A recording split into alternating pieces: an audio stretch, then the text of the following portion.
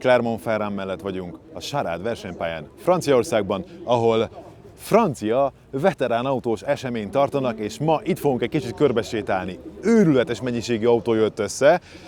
Itt egy klasszikus 504 kombi kerékpárversenyre fölkészítve, hogy meglegyen a helyi íz, de hogyha elfordulunk erre, akkor már rögtön ebben a parkolóban van egy rakás Mini, BMW-k, Citroenek, Porsche-k, ott egy egész sor Traction Avant, Maserati, épített amerikai autó, teljesen vegyes a felhozatal, csodálatos francia autók, csodálatos nemzetközi autószintéről érkeztek ide az emberek, mert mint egy jó parkoló parádén, itt is összegyűlt mindenki, aki szereti az autózást.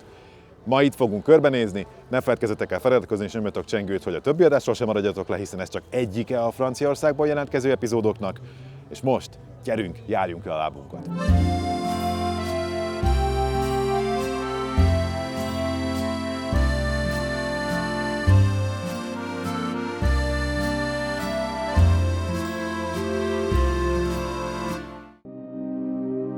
A francia túránk most Clermont-Ferrand városa felé visz minket, a Circuit de Charade versenypályára. A város egy sor vulkanikus eredetű hegy közelében fekszik, és már az ókori görögök idején település állt itt, autós szempontból pedig a Michelinről nevezetes.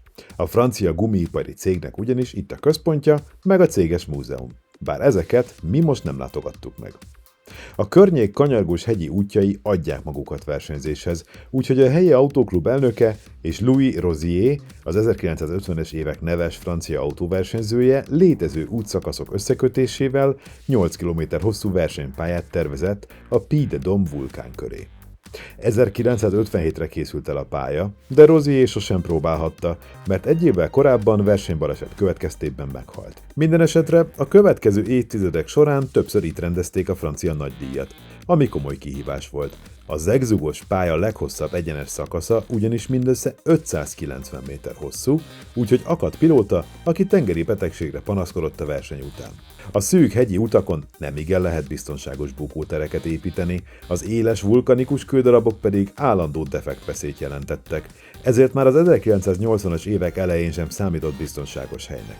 Végül 1989-ben modernizálták az egyik szakaszát, az így létrejött nagyjából 4 kilométeres mai Charade azonban Forma 1-es versenyt már sosem rendezett. Nyílt napokra használják, oktatásokra, illetve évente többször veterános összejövetelekre.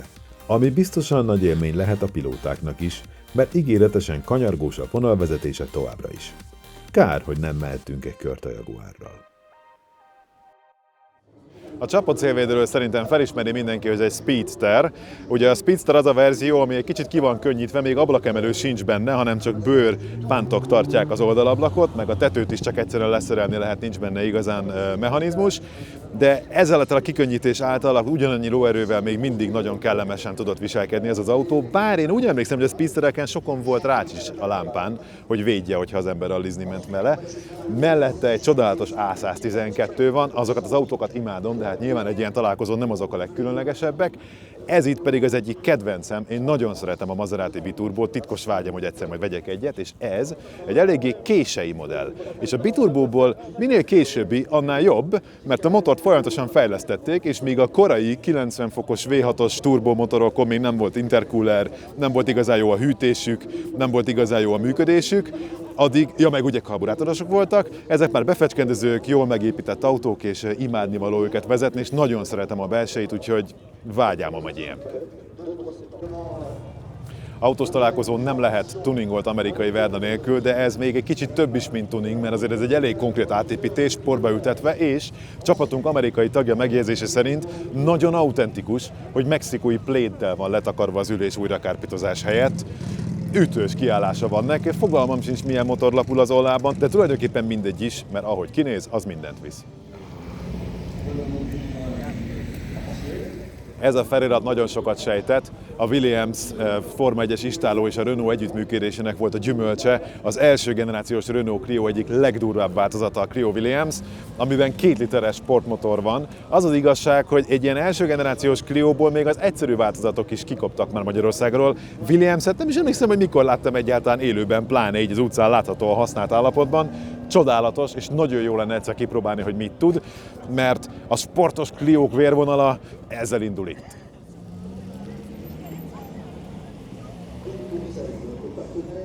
Figyelem, Renault és Alpine érkezés van. Ja. Ugye a Volvo gyárvideóban bemutatott PRV 90 fokos V6-os motor került ennek az autónak a fenekébe turbófeltöltéssel. Így készült az utolsó Alpine versenyautó, de ugye most már van belőle megint új, az Alpine A110, följebb láttam is néhányat. Az Alpine A110S, amit ugye néhány éve bemutattak, és csak röviden vezettem, de egy imádnivaló autó, kitűnik a mai mezőnyből azzal, hogy mennyire kicsi és mennyire könnyű tud lenni. De azért, amikor Alpine-ról van szó, akkor a kicsinek és a könnyűnek egészen más kategóriái is léteznek.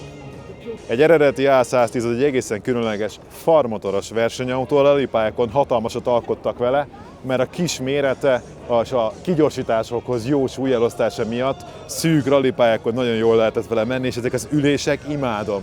Egyébként nagyon szeretnék valami hasonlót a minibe egyszer, abban lehet, hogy egyébként még ez is nagy lenne. Tudni kell róla azonban, hogy ez tényleg egy apró autó, tehát hogy a pilótából sem fér be akármekkora egy ilyenbe, még a tükör is egy ilyen kis ékszerdoboz rajta, gyönyörű. Ez itt egy A310 V6, tehát ebben már egy PRV motor van, de még azt hiszem szívóként, de nem is erről az elképesztő műanyag karosszériáról szeretnék regélni, hanem erről, hogy ez mennyire francia. A francia autógyártásnak volt a mániája, hogy 3 csavaros felnit csináltak. Ugye 3 csavarral már jól központozni és síkba helyezni lehet egy tárgyat, ugye 2-vel még esetleg elbillenhet, 3-mal már lehet síkolni.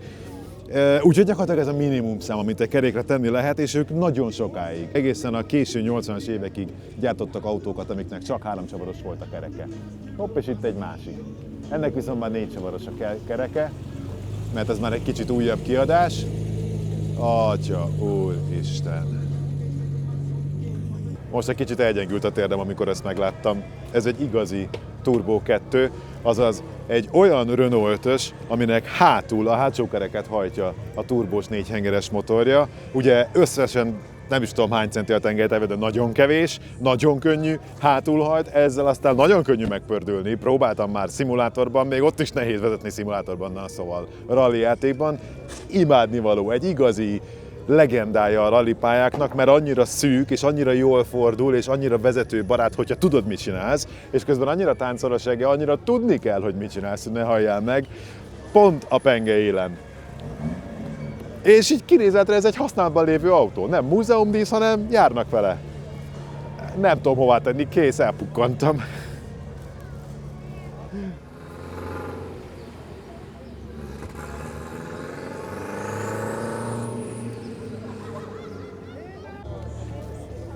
A Dauphine farmotoros Renault, ez a Gordini változata, rallypályára építve, teljesen hihetetlen, hogy egyáltalán ilyen még létezik.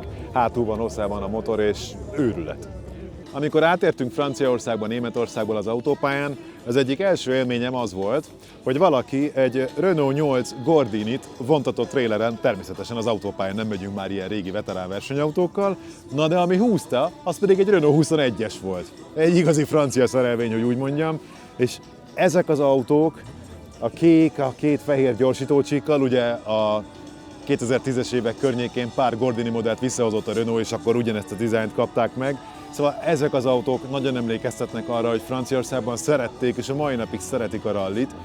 És a tapasztalatunk az, hogy az autószeretet igenis megvan ebben a nemzetben, annak ellenére, hogy a hétköznapi autók vizsgáztatásával nagyon kegyetlenek, úgyhogy olyan sok módosítást az utcán nem könnyű felfedezni.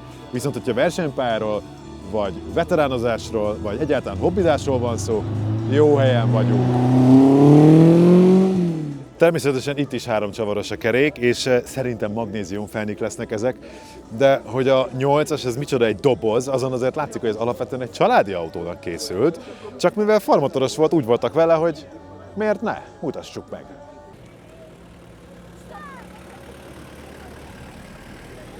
Veteránautós eseményeken nem csak a sportkocsiknak van helye, hanem a hétköznapi hősöknek is, mint egy ilyen Renault 21 Nevada, ami egy igazi klasszikus francia kombi abban a szempontban, hogy a szedánnak a tengelytávját megnyújtják a kombihoz, és ebből ráadásul létezett 7 személyes is, tehát amiben a csomagtartóban pótülések vannak.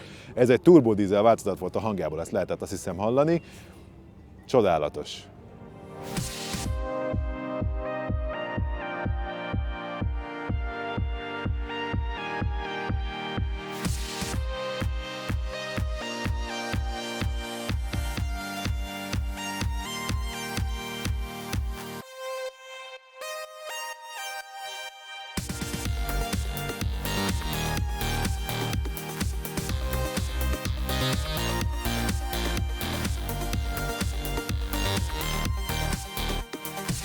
Ezen a ponton az imént még léghűtéses Porsche parkolt, azt hiszem messzire látszik.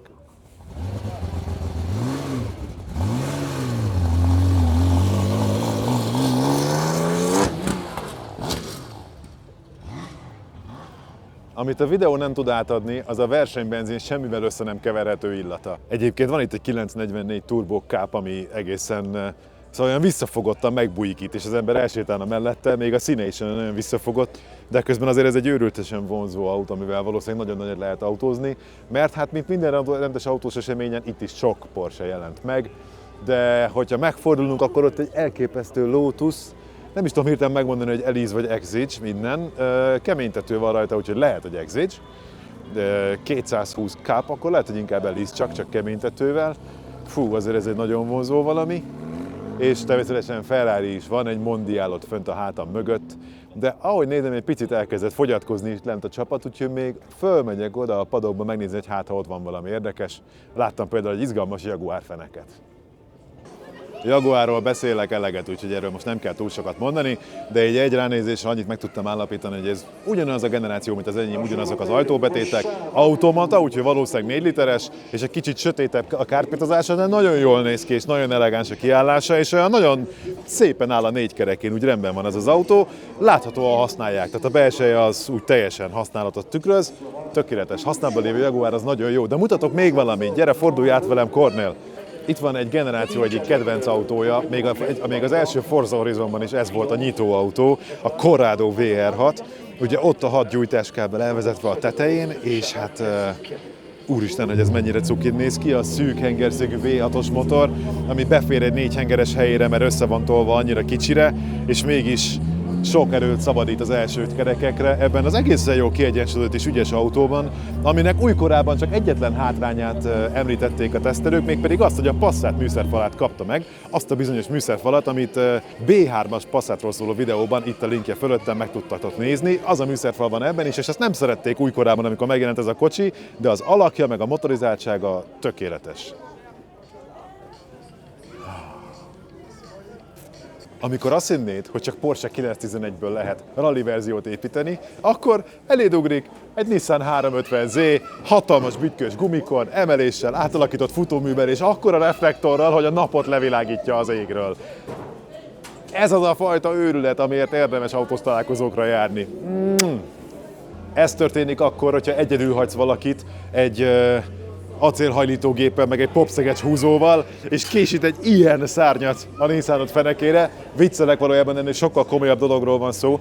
Ez az autó azért készült, mert ez egy mérnökirodának tulajdonképpen a reprezentációs kocsi, amin bemutatják a tudásukat. Itt például azt mutatják meg, hogy hogyan tudták lemodellezni a Nissan fenekének az alakját, és arra építeni egy pontosan illeszkedő szárnyat. Nyilván a szárnyat az csak ilyen nagyon viccesen acélból hajlítva popszegecsekkel rakták össze, ahogy az nem lenne jó megoldás, de nagyon szépen bemutatja az ő képességeiket, és ugyanezért kerültek rá a rally kerekek is, hiszen átalakították a futóművét, sőt 3D nyomtatással készültek plusz konzolok a kormányra, ahol a futóművet lehet irányítani, meg a lámpákat kapcsolni. Szóval ez egy igazán kedves projektautó, amit valaki nagyon komolyan vett, és hogy igazán megmutatta, hogy teljes őrültségekre is alkalmas lehet a tudomány.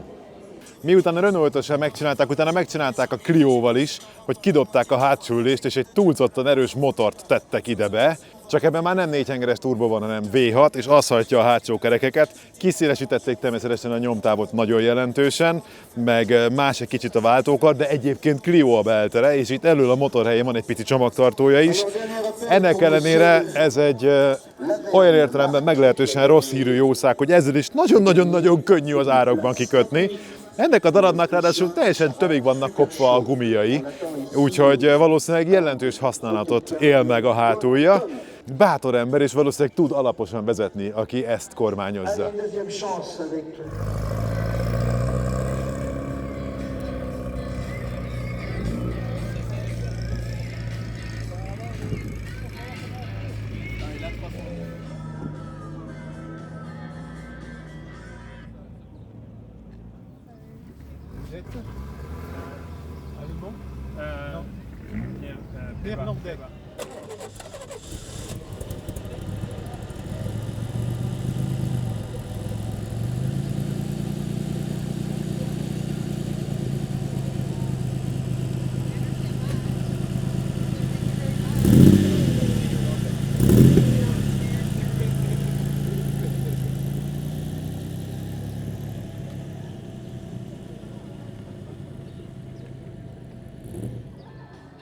Erősen kezd örülni a parkoló, mert az eseménynek tulajdonképpen vége van. Már az utolsó búcsúzkodások és indulások zajlanak. Hátul mögött is lassan már csak az a néhány autó van, amivel a mi csapatunk érkezett, többek között ugye ott áll a Jaguar is. Hát sajnálom, hogy nem érkeztünk még egy kicsit hamarabb, de még így is nagyon-nagyon jó kis körséta volt, ez itt is elmerülés abban az autós kultúrában, ami így jellemző. Ne feledkezzetek el feliratkozni és nyomjatok csengőt, hogy ne maradjatok le a következő adásokról sem, hiszen minden héten jelentkezünk. Most még egy ideig Franciaországból, aztán természetesen folytatjuk otthonról is, és autózásra fel! Találkozunk a jövő héten.